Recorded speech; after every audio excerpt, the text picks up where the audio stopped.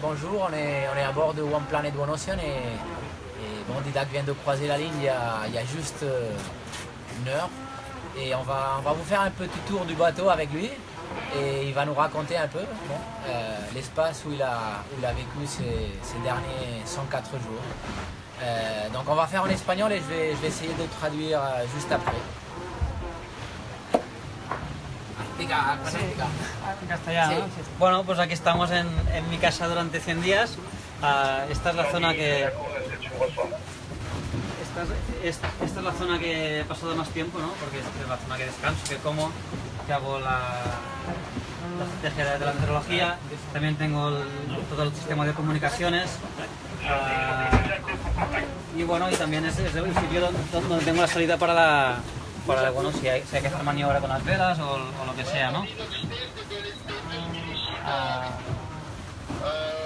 Aquí, pues bueno, pues tengo la mesa de cartas, que es donde se hace el routage con la meteo que tengas. Y bueno, tienes unos archivos de viento que te permiten saber cuál es la mejor ruta para ir al sitio que quieres, ¿no? Entonces esto es una cosa que tienes que ir haciendo cada día para encontrar la mejor ruta. Aquí, pues bueno, os puedo enseñar, si queréis, la parte del motor que está aquí, que es lo que se nos inundó. On a un invité especial. Se han encontrado el buen sitio para descansar. Alors je traduis un peu ce que Didac, qu'est-ce que tu as raconté parce que j'étais à la radio. Tu voulais ça, Jean? Donc Didac racontait un peu, ça c'est la table à cartes. C'est là où il passe beaucoup d'heures pendant la journée à faire surtout les routages. Là vous voyez c'est le software qu'il utilise pour faire les routages. On peut montrer les fichiers météo un peu et les polaires du bateau. Bueno, que ha sido el mapa. Sí. Maintenant, il sélectionne un fichier météo.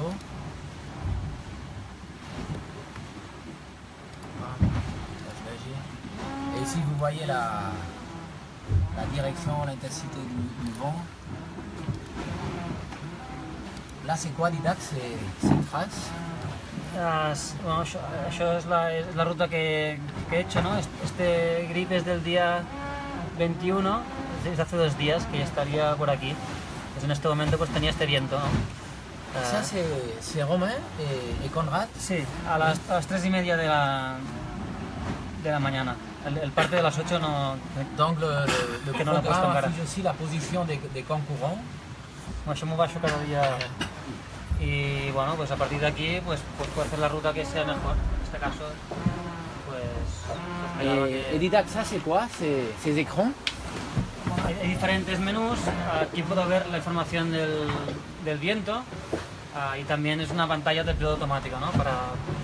Para darle órdenes si quieres ir más hacia un lado o hacia otro, pues lo puedo hacer desde aquí, ¿no? No hace falta que salga fuera. D'accord, ça c'est l'information de vent, il y a les GPS, il y a l'ordinateur avec lequel il écrit les mails à l'organisation. Il y a le tema de comunicacions. Il y a les communications ici aussi. Et maintenant, on croit que c'est très intéressant de vous montrer le tuyau qui a lâché le jour du départ. Donc, Didac, tu nous montres le tuyau et tu racontes en espagnol. Sí, pero aquí podéis ver este tubo de aquí. Entonces estaba con 2 bridas, pero se soltaron. Y este tubo da al tanque de lastre de balas. Entonces, todo el agua que estaba aquí se vació. Y además, como aún se estaba llenando, pues que no paró de vaciarse agua, ¿no? Entonces el problema es que el agua de aquí pasó a las baterías, luego de las baterías pasó al motor y se fue llenando de agua durante...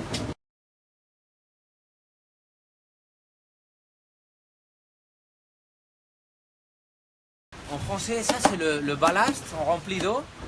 Donc Didac avec un scoop, on dit c'est une espèce de périscope qu'on descend. Il a commencé à remplir le ballast le jour du départ il y avait plein de vedettes à côté, il n'était pas attentif. Et quand le ballast s'est rempli, il y a eu une surpression qui a fait que ce tuyau ici, ce tuyau sert normalement à écoper, à vider les derniers litres d'eau.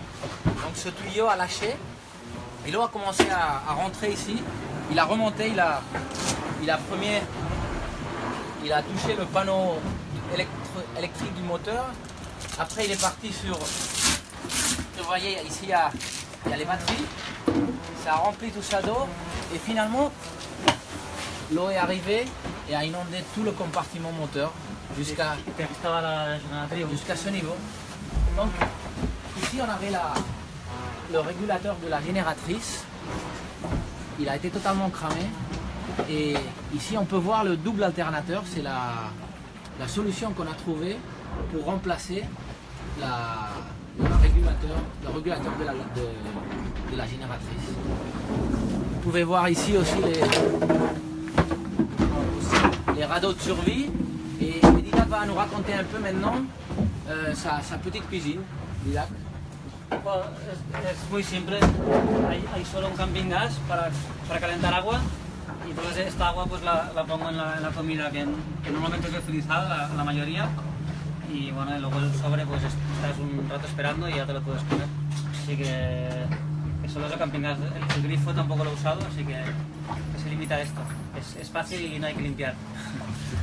Donc il raconte que la cuisine est vraiment simple, il y a qu'un petit réchaud. Ça sert à chauffer de l'eau et c'est l'eau bouillante qu'on met dans une enveloppe de lyophilisé. Donc c'est facile à nettoyer, c'est simple et il n'y a que ça comme cuisine. Il y a la couchette là-bas, non? Yo dormía aquí. Diga en castellano. Bueno, pues donde descansaba que era aquí en la zona esta porque estaba más cerca de la mesa de cartas y de piloto automática. Y tenía, bueno, esto aquí y un saco de dormir que está aquí. Mira, es muy bueno, para que el barco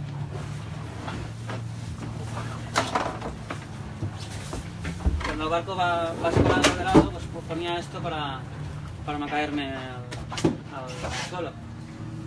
Era simple. Como estaba muy cansado siempre, era muy cómodo. Porque yo tampoco es un gran sitio para descansar, pero bueno, que dormía. Donc il raconte qu'il y a des couchettes dans le bateau, mais ils ne s'en servent pas. Il les utilise pour matosser du matériel, comme vous voyez là-bas. Et il dort toujours dans la partie centrale du bateau, avec cette espèce de pouf. Et il a ça pour éviter la gîte. Et il dit qu'il est toujours si fatigué que c'est même facile à dormir sur cette espèce de pouf. Qu'est-ce qu'on peut raconter de plus, Didac? On a ici, vous voyez, ça c'est un safran sperme. Es un timón de recambio, como se ha visto ya en la regata, ¿no? Que hay muchas colisiones con objetos que están flotando en el mar, pues es importante tener un recambio de un timón. Y yo llevaba este, así que si hubiese chocado con algo y el timón que tenía atrás hubiese dañado, pues lo hubiese cambiado. Es un poco de trabajo hacerlo, pero vale la pena. Donc on a le safran spare, on voit aussi des voiles ici. Faut savoir que on matos toujours le matériel. Tout le matériel est toujours dans le côté au vent. Donc vous voyez tous les sacs, le safran, les voiles. À chaque virement de vent, on change tout ça de côté. On peut montrer la soute à voile un peu? Ouais? D'accord?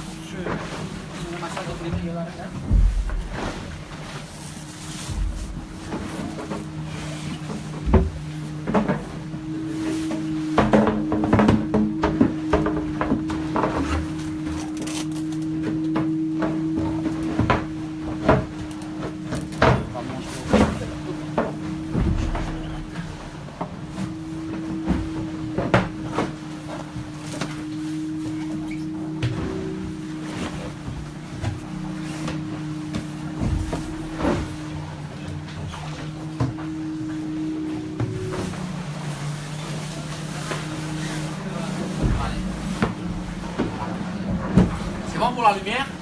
Ouais. Mira, tú mates. Bueno, esta es la zona que normalmente se usa para guardar las velas.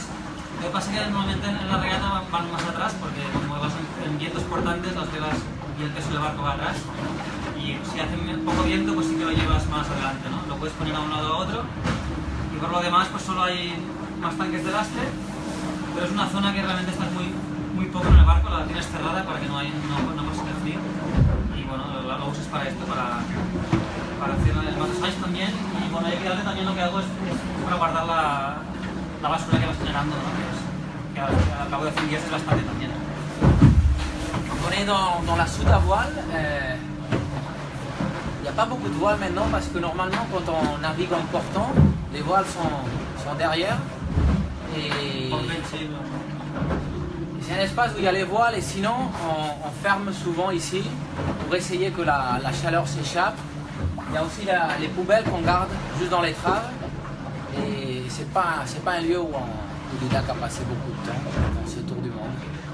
Et il y a aussi, ça c'est quoi Didac? C'est du matériel en surf. Sí, es un material de cambios. On a des lattes ici, il y a des spares, des outils. Et juste ici, on peut voir ça c'est le puits de quilles. Ici, on essaye de montrer un peu ça.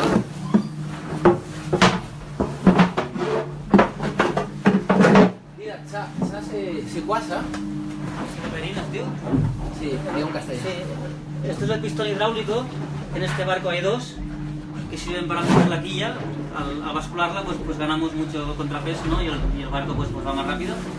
Y bueno, son un sistema que es hidráulico, que funciona con una bomba que va, una bomba eléctrica. Y bueno, es una pieza importante del barco, ¿no? Que tiene que ser muy fiable, que no puede fallar. Ça c'est les vérins hydrauliques de la quille. C'est avec ces vérins qui vont connecter à la tête de la quille qu'on réussit à basculer la quille 40 degrés de chaque côté. Donc ici on a la tête de la quille, on ne peut pas la voir, mais on a la tête de la quille. Ici on a aussi, sur ce bateau, on a un senseur de salinité et température. Et dans cette boîte que vous voyez ici, il y a un senseur de microplastique qui a mesuré pendant ces 104 jours la concentration de microplastique dans l'océan. Donc c'est deux des projets océanographiques que Didac a mené à bord. Ils sont là, le senseur de salinité et température et celui de microplastique. Et tu racontes en espagnol ça, les deux sensors qu'on a ici. Aquí además en el barco tengo un sensor de salinidad que sirve para medir en las diferentes zonas que pasa la regata pues la salinidad y la temperatura del agua.